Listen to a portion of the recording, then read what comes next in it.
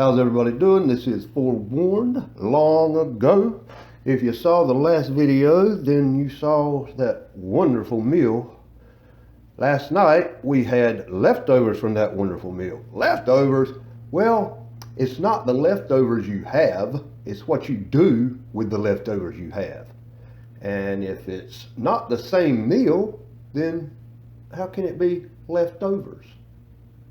So this is what I did with them in this little video while I talk about something. I'm not going to say where I'm reading this from. I'm not going to name the book, because this asinine intelligence AI thing, this algorithm, is very interesting to me, and that's just saying it very nicely. I have never typed in anything about food, like wrapping something in bacon. You know, common sense to me, if you wrap it in bacon, it's got to be better. So I did not mention anything in that last video about wrapping those shish kebabs in bacon. However, when I did watch the video on the YouTube, when it was over, I had suggestions about wrapping meat in bacon. So this AI is not just listening to you, it's watching you. That kind of creeps me out there. I mean, a lot does, but you know, what are you gonna do? A lot of y'all know about the Nag Hammadi text, you know, found in a cave, you know, about the archons. I call demons. They're basically the same thing. I mean, they're just creating problems, feeding off of suffering, feeding off of war. It's very funny how, and Dave Mustaine said it the best, peace sells, but who's buying? Everyone talks about peace. Peace in the Ukraine, peace in Palestine, peace in Russia, peace in China, peace all over the world, world peace. Well, world peace doesn't sell. I mean, it's kind of hard to buy an island and put a compound on it. It's kind of hard to purchase billion-dollar penthouses with peace. Now, war, yeah, we can make some money off of war. Everybody knows it. You know, something else I find interesting is, and this has always kind of bugged me, is the 66 books of the Bible. And then I got a different Bible. There's 70 books. Huh, 70 books? Well, that sounds like a completeness of some sort. Almost like God's number. 7 times 10, 70. It has 70 books in it. Well, what are the other 4? Well, the same ones that are mentioned in the Old Testament and the New Testament. Enoch, Jasher, Jubilees, and Maccabees. Those make 70 books. I couldn't believe it. I was like, wow, where's this been all my life? Let's say you were privy to a phone conversation, which I was not, but let's say that, between J.D. Rockefeller, J.P. Morgan, Amschel Rothschild, I'm pick somebody, and their masters, the true masters of the universe. Wonder what they would talk about. Maybe they would talk about liberty, equality, fraternity. Or would they talk about how they changed those 3 things into words no longer a watchword, but only an expression of idealism, namely the right of liberty, the duty of equality, the ideal of brotherhood. That is how we shall put it. So we shall catch the bull by the horns. We have already wiped out every kind of rule except our own. Nowadays, if any state raises a protest against us, it is only at our discretion and by our direction, for it is indispensable to us for the management of our lesser brethren. I will not enter into further explanations, for this matter has formed the subject of repeated discussions amongst us. See, for us, there are no checks to limit the range of our activity. Our super government subsists in extra-legal conditions which are described in the accepted terminology by the energetic and forcible word dictatorship. I am in a position to tell you with a clear conscience that at the proper time we, the true lawgivers, shall execute judgment and sentence. We shall slay and we shall spare. Our weapons are limitless ambitions, burning greediness, merciless vengeance, hatred, malice. It's from us that the all-engulfing terror proceeds. We have in our service persons of all opinions, of all doctrines, restoring monarchists, demagogues, socialists, communists, and utopian dreamers of every kind. We have harnessed them all to the task. Each one of them on his own account is boring away at the last remnants of authority, striving to overthrow all established forms of order. By these acts, we shall torture all states, exhort to tranquility, sacrifice everything for peace. But we will not give them peace until they openly acknowledge our international super governance. The people have raised a howl about the necessity of settling the question of socialism by way of an international agreement. Divisions into fractional parties has given them into our hands. In order to carry on a contested struggle, one must have money, and the money is all in our hands. In order that the hand of the blind mob may not free itself from our guiding hand, we must every now and then enter into close communion with it, not actually in person, but through some of the most trusted of our brethren. When we are acknowledged as the only authority, we shall discuss with the people personally on the marketplaces. We shall instruct them on questions of the political in such ways as it may turn them in the direction that suits us. Well, who is going to verify what is taught in the village, towns, cities, schools? What envoy of the government or king on the throne himself may say, "We have fooled, bemused, and corrupted the youth of them by rearing in principles and theories which are known to us to be false, even though it was made by us." Above the existing laws, without substantially altering them, and by merely twisting them into contradictions of interpretations, we have erected something so grandiose that it can never be believed. These results found expression first in the fact that the interpretation masks the laws. They are entirely hidden from the eyes of the governments, owing to the impossibility of making anything out of the tangled web of legislation.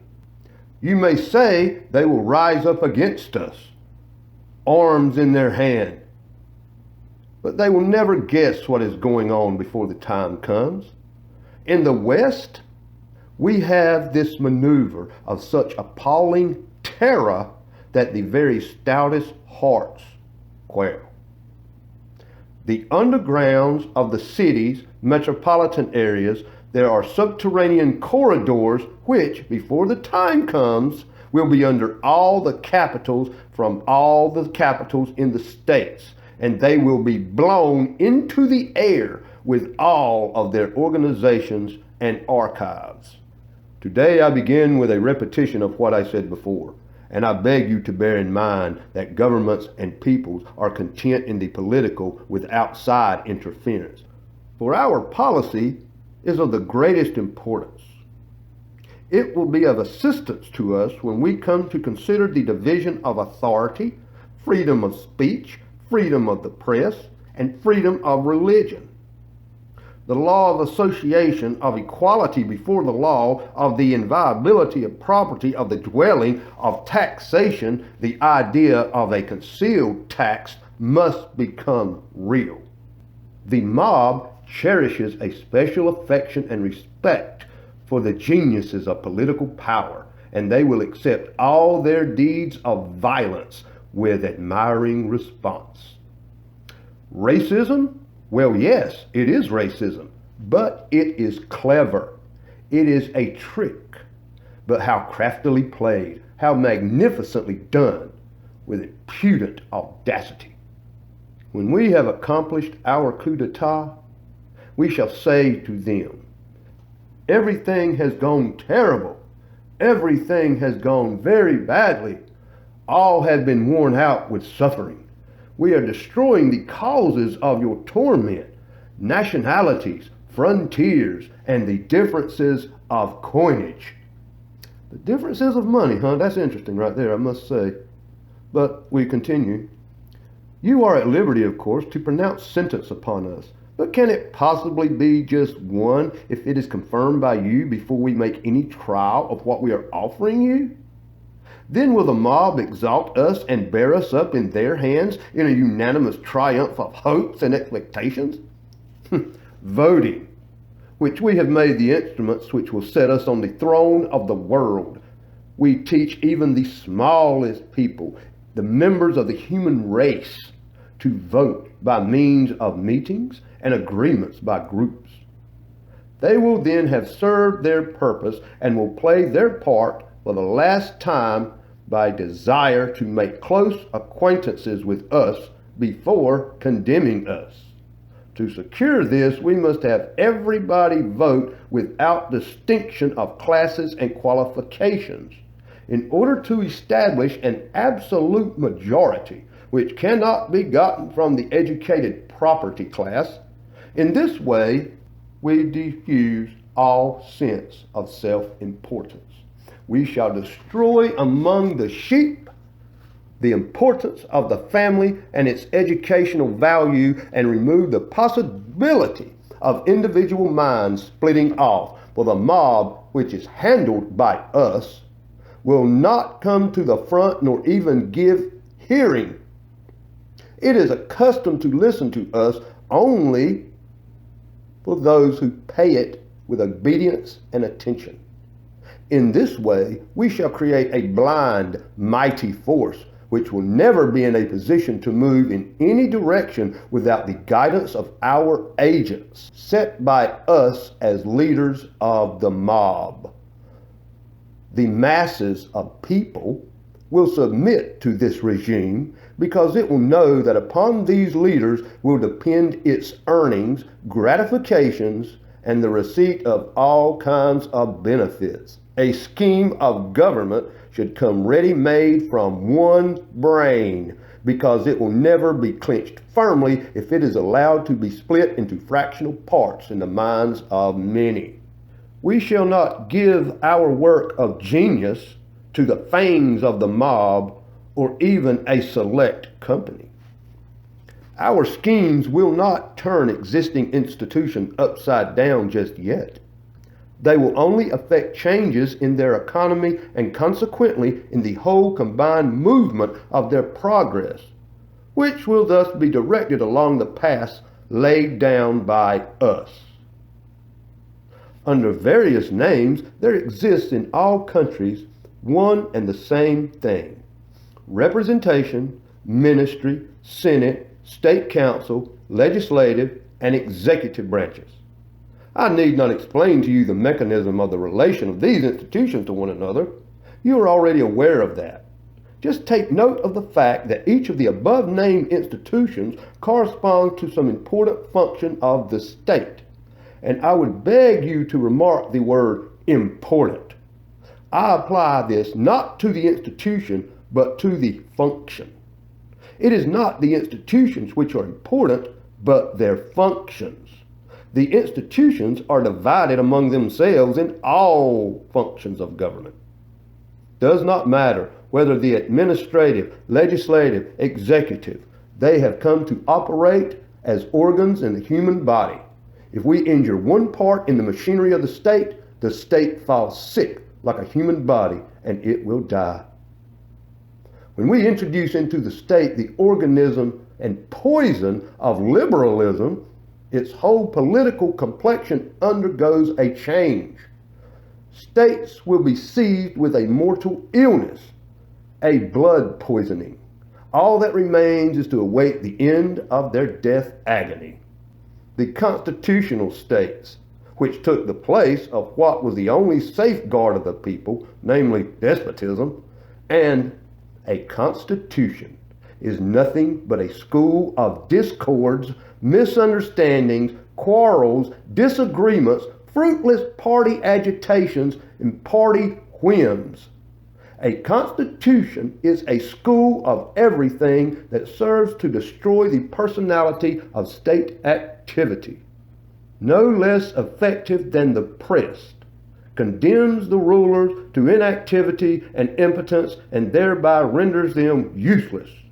We replace the ruler by a caricature of a government, by a president taken from the mob, from the midst of our puppet creatures, our slaves, the common people. This is the foundation which we have laid under the people. I should rather say under the sheeple. In the near future, we shall establish the responsibility of presidents. By that time, we shall be in a position to disregard the matters for which our personal puppet president will be responsible. What do we care if the ranks of those striving for power should be thinned? If there should arise a deadlock from the impossibility of finding presidents, a deadlock which will finally disorganize the country, then it will be so. We order it. Also, in order that our scheme may produce the result we want, we shall arrange elections in favor of such presidents as have in their past some dark, undiscovered stain.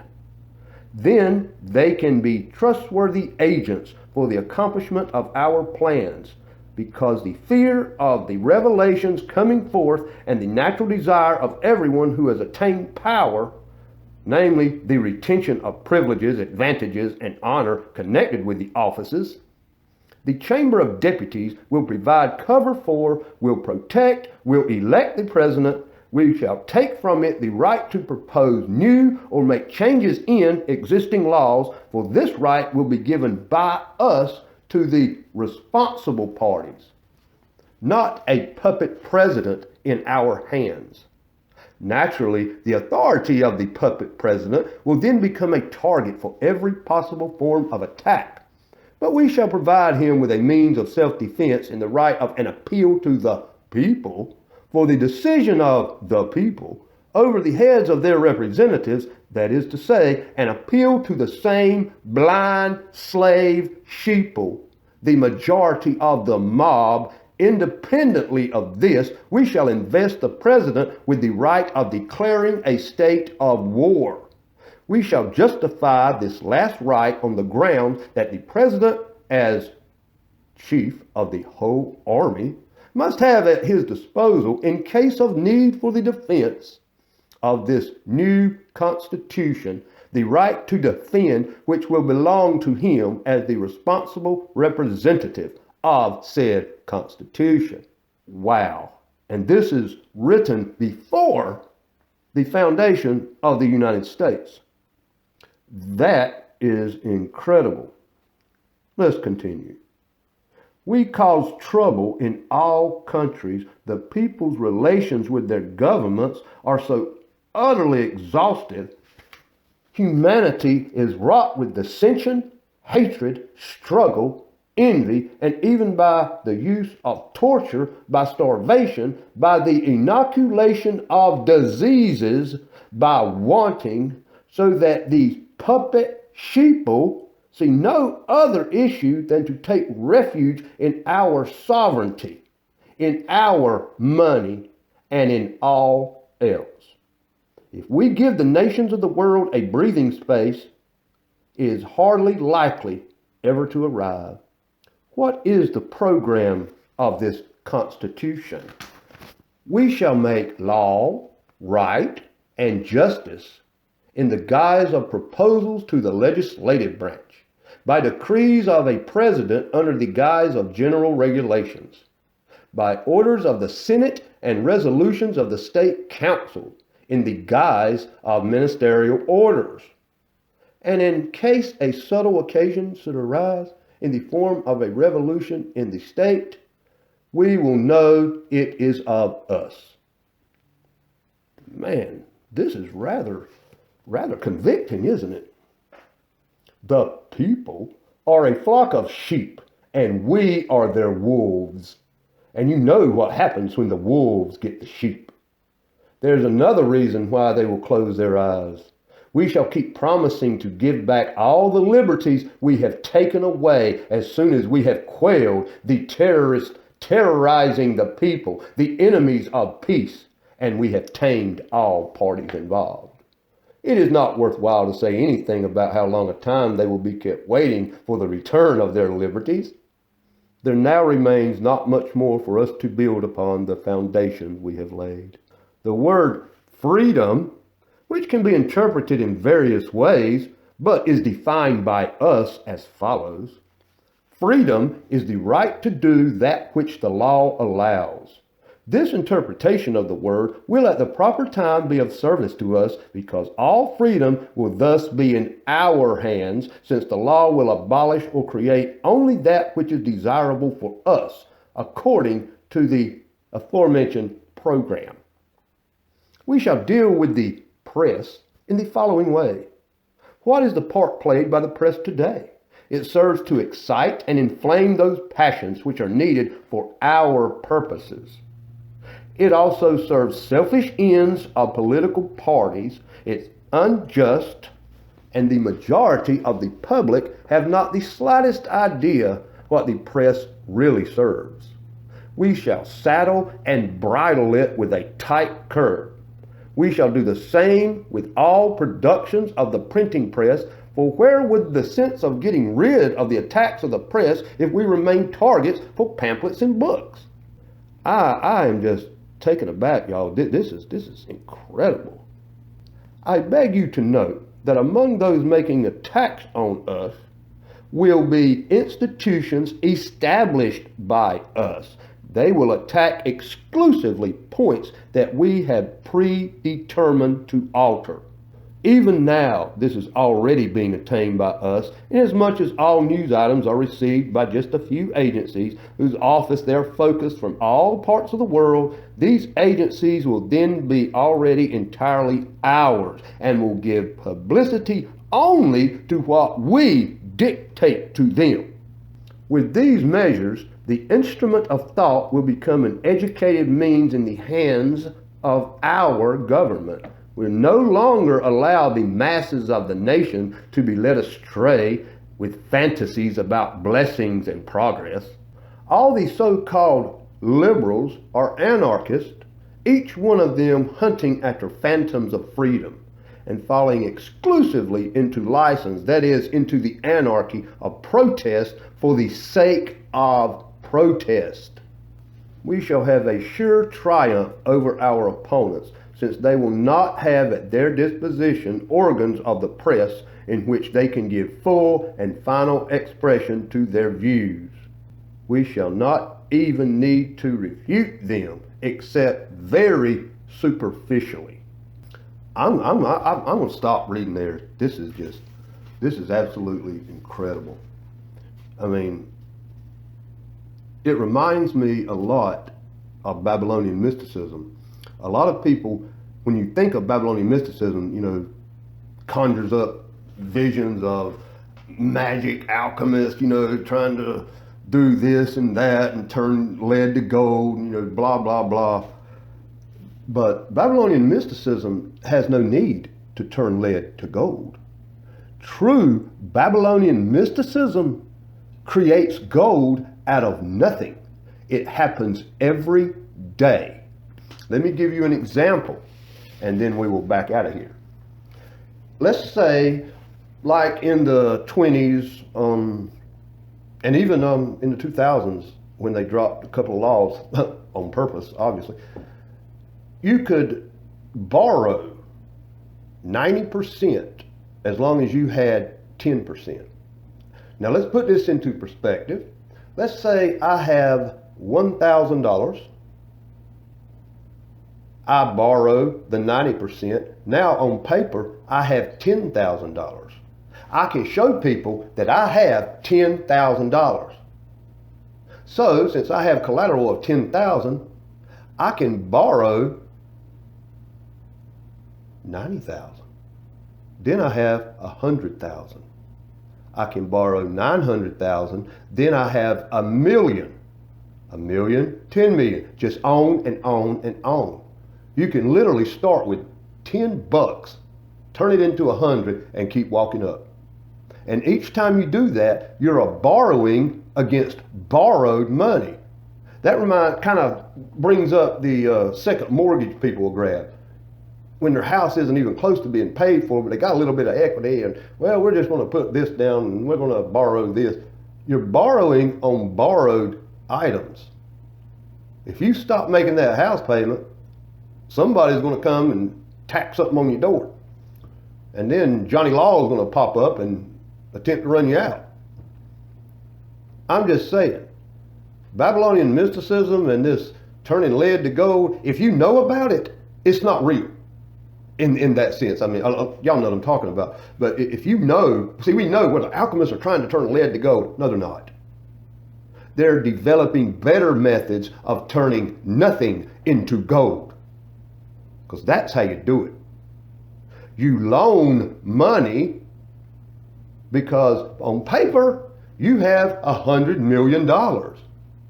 Well, you really got 10 million, but on paper, you got 100 million. You can show your assets of 100 million. You can loan money at usury.